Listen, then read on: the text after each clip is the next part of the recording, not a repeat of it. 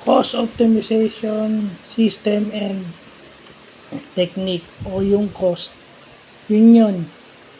Cost optimization system and technique. Pag ginawa mo ng acronym yon, cost. So, doon naka-specify o nakadetalye pa paano i-optimize yung isang product, including kung paano magtatrabaho yung kanilang team to optimize life cycle profit. So, ibig sabihin, habang buhay yung produkto, hanggat tinatangkilik, minamaximize mo na o sinasamantala mo na habang kumikita yon. Kaya nga sinasabing cost optimization eh. Kasi gumagastos kayo, so minamaximize nyo lang yung profit nung ginagawa nyo kasi gumagastos kayo para gawin nyo. So yun yung pala, no, may ganun pala, no, cost optimization system and technique. So kanina meron tayong PAR, di ba, periodic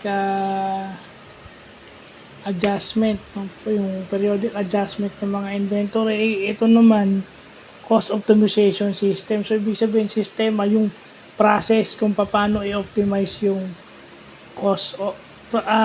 Sistema yun ng cost optimization. So, yun lang po.